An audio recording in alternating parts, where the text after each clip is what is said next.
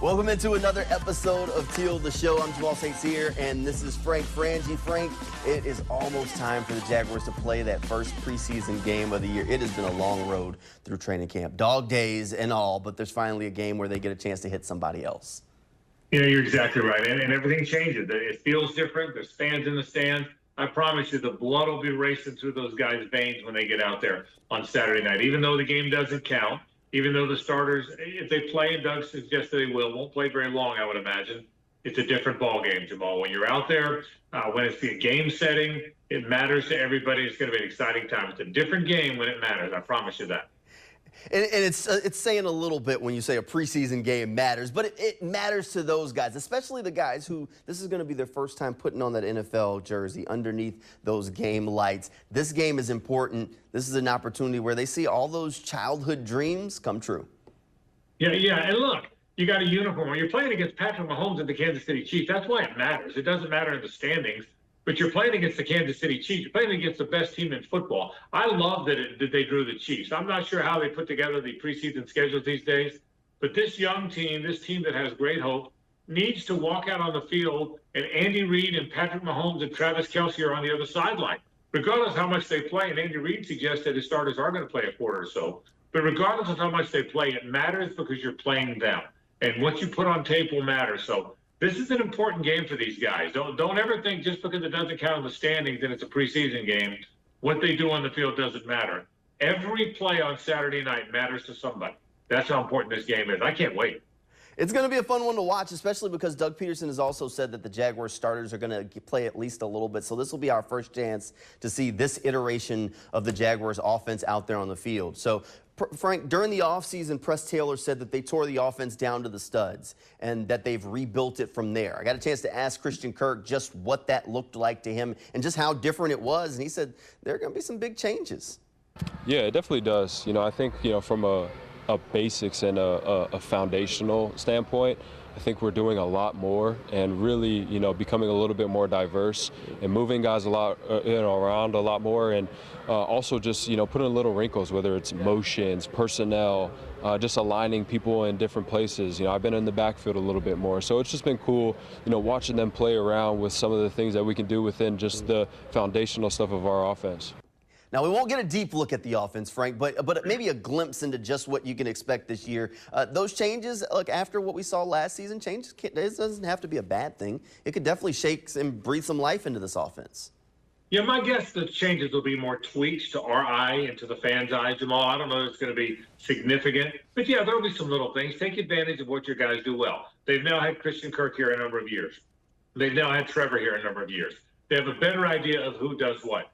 I thought the crossing routes, the intermediate stuff that was so good 2 years ago, they didn't use as much last year. Now, I don't know if that's one of the changes. Who knows what they're talking about. But I wouldn't be surprised to see some of the routes, some of the plays, some of the sequencing look more like 2022 than 2023. So look back or harken back to the way it looked a few years ago. There were some subtle changes, and I think you'll see more of that. My guess is that's what Christian's talking about. They're wise not to unveil any of that. But I like the fact that they're tweaking it a little bit, maybe back to the way it was a year ago. Now, speaking of changes, Christian Kirk also may have let the cat out of the bag that there's been a big change to the Jaguars locker room. So previously, the Jaguars locker room was kind of sectioned off by position. He said Doug Peterson is shaking things up, and it looks completely different in that locker room now. Yeah, I mean, Doug has done a great job kind of mixing it up this year. He's changed the lockers around to where everybody's kind of intermingled with one another. So now it's not receivers, offensive line, quarterbacks. We have a bunch of DBs now where the receivers are, and you got linebackers. So it's forming relationships with guys maybe you wouldn't be able to form with, from a locker room standpoint. Yeah. And that just helps with the team camaraderie and getting to know your teammates. And for me, it helps me, learn how to communicate with people when I'm trying to lead and, learn who they are. So that's been a cool thing that I think he's done that's going to help us, this season and just coming together. Because when adversity strikes, you got to lean on one another. So I'm really excited with where we're at and the type of guys that we have on this team. A little shake-up in the locker room's never bad. Look, the locker room always gets shaken up from new players, but you like mixing the team up a little bit, Frank. Jamal, I've always said as good a coach as Doug Peterson is, as good as he is at the football part, the play calling, the understanding offense, I think what he does best, he's a fantastic leader. Great leaders understand the psychology of the human mind. They understand how to get their young people to be better leaders. Sometimes that means where your locker is, which is what we're talking about here. Sometimes it means when do you run out on the field. Sometimes it means what do you say on the plane. Doug is really good at that. He obviously believed the best way for his young people to be around the veteran people is to mix it up a little bit. He's really good at that, Jamal. Doug Peterson really understands how these guys think and how to help them think better. And I like their leadership. Again, I think we've had this talk. They were very intentional when they went out and added to the leaders with Eric Armstead and Mitch Morse and Gabe Davis and Ronald Darby and guys that have been in the league. Well, you want to make sure you position those guys where they can help the young players, where they're around them more. So I like this. Doug really understands that. I mean that sincerely. He understands how these guys think and how to help them think better. Now, for us, it's going to make it a little bit more of a challenge to track guys down, but you know what? We'll figure out the layout of the locker room later. Look, so Frank, we'll still got plenty more of the show left. Coming up next, we're going to talk a little bit more about the depth chart. We're going to hear what Frank Frangie thinks about this way too early depth chart that came out with that first game. That's straight ahead when Teal the Show returns right after this. Welcome back here into Teal the Show. So the Jaguars are getting ready for that first preseason game set to hit the field tomorrow night at the Bank. Home game to start off preseason, right? Always fun. But what comes with the first preseason game? First depth chart of the year. Ryan Nielsen has said that he's not a big fan of depth charts during training camp, that they don't exist. But with this first depth chart, he also said that he wouldn't put a whole lot of stock into it. The depth chart is etched in sand. So it can change. It really, it could be game to game, playing time. I mean, we take this thing, we've talked about this, it's a one day at a time. Every single day counts, every rep counts. Doesn't matter who that rep is against, we're evaluating that player for what he's done on that particular rep on tape. And that matters, in every aspect of the program. So yeah, if the first one comes out, yeah, it's the first one. You have to put the name somewhere. Right? Yeah, it's something you have to do. Probably look for a different depth chart the next time, because this game will be, move some guys around. Sand? I don't even know if it's as durable as that, Frank. This depth chart might not be worth the paper it's printed on, to be honest with you. Yeah, it's hard to write in sand. So you ever try to write in sand, it gets all messed up with the rain. And I agree with him. I think every team put out a depth chart, by the way, the same day. That's the rule. If you looked around the league, everybody's depth chart came out at the same time. So they had to turn in something to their PR people, so the PR people get to turn it out or send it out, because that's what the league does. I think with some of the things you saw in that depth chart will look a little bit different when they align on Saturday. That'd be my guess. And I think it's going to look different the next week and the next week. I agree with what Ryan Nielsen's doing. Jamal, he just met these guys this year. He's not coached these guys before. He knows that he's got to learn their tendencies. Well, he doesn't know their tendencies in a game because he hasn't seen them in a game yet. So I think there's a lot of guys, corner and nickel and safety and outside linebacker and inside linebacker. There's some interchangeable parts. I don't know that you'll see edge and defensive tackle change very much, because that is what it is. But all those guys playing in space, I think you'll see him move around a lot. I do think we know who the key guys are. You know that Josh Hines, Allen, Traylon Walker better rush the passer. Devon Hamilton's been awfully good inside. Foye Oluokun and Devin Lloyd are going to be principal among those linebackers. You know who the key secondary guys are. So there's not a lot of mystery as to who's in there, but I think you'll see him shuffle around exactly where they play. Yeah, some of that stuff's not up for debate, but there's a few positions that we can talk about. Frank, let's go through a couple of things that are worth watching on Saturday night. Let's start with the backup quarterbacks. Mac Jones, C.J. Beathard, they've been battling it out there on the practice field. I think that's going to be really easy for people to keep an eye on and kind of feel where the temperature's at on the battle between these two to find out who's going to back up Trevor this year. Yeah, and they haven't shown their hand on that. Doug, and maybe Doug doesn't know. My guess is Mac Jones will be the backup. I don't think they would have gone and gotten him and spent some equity to get him if that wasn't the case. So I think he will be, if Trevor Lawrence gets hurt in a game or gets hurt but cannot play some games, my guess is Mac Jones will be the quarterback. He's more skilled. Remember now, he's played 40-plus games. He started 40-plus games in the league. C.J. Beathard started 13. So he just played more. He was a first-round draft pick.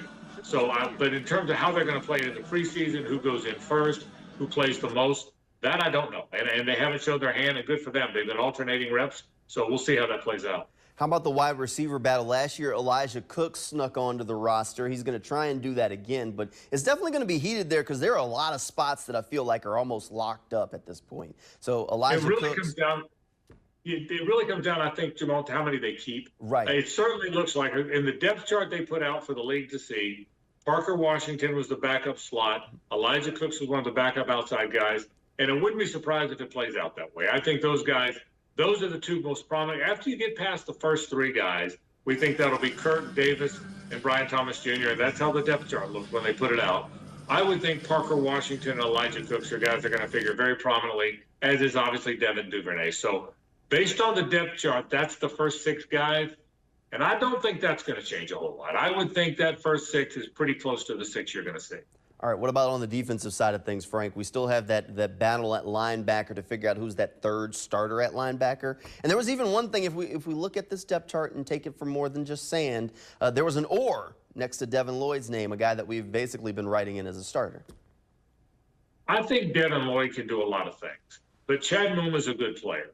Here's what I think we can count on. Foye Oluokun's going to start. That guy, I think we know that. My guess would be Lloyd starts ahead of Muma.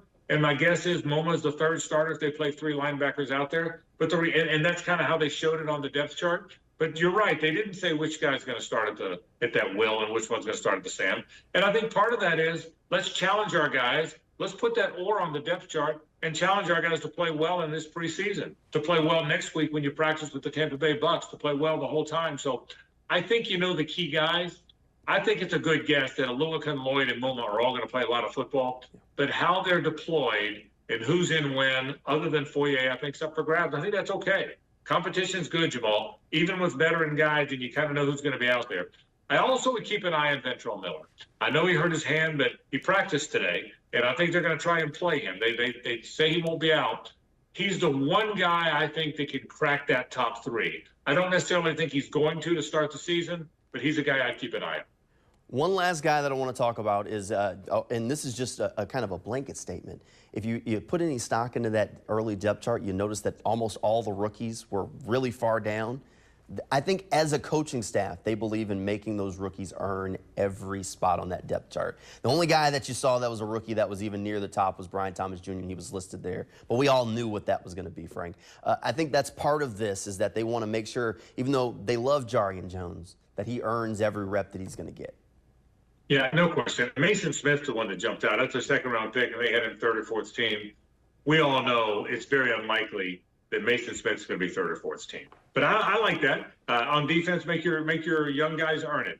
My guess is Mason Smith is going to be right in that rotation when the season gets here. My guess is Jarian Jones is going to be right in that rotation. Whether he starts, whether he beats out Ronald Darby outside, whether he competes with, I guess, Darnell Savage or Christian Braswell inside. Those are the two guys that have been playing nickel. They actually listed Braswell as the starting nickel, even though they talked about bringing Savage in to play nickel. So we'll see how that deploys. But I would guess Jarian Jones and Mason Smith are going to play a lot of football. And look, even Jordan Jefferson is a guy. He's the most like Devon Hamilton, Jamal. He's the big physical two-gap body. He's the most like Devon. So I think you're going to see those rookies play a lot this week. Ryan Nielsen talked about that today, or earlier in the week. And I think you're going to see them play a lot this week. And I think you're ultimately going to see those rookies factor as the season comes along.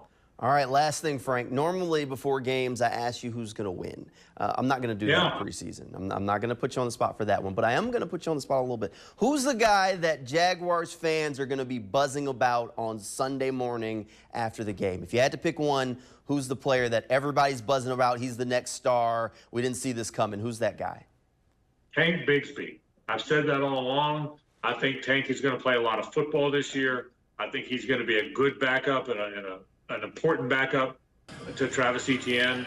I think you're going to love number 4. And my guess is he's going to play a lot. Doug said the starters will play. You don't know how much. My guess is a series or two. But that means the backups, and Tank's one of them. I think Tank's going to play some football. They only have a handful of backs. But my guess would be that you're going to see Tank Bigsby a pretty good amount first half, maybe second quarter. He's the guy I'm going to watch. I can give you 4 or 5 names, but you asked for one, right? He's the guy that I'll have my eye on, and he's the guy I think fans are really going to like, Jamal. I really do. And you know we love that number 4 here, so would love nothing more than to see that number 4 hanging out in the end zone a whole lot this upcoming season. Frank, thanks for being here tonight. Thank you at home for tuning in. Good night, everybody, and go Jags.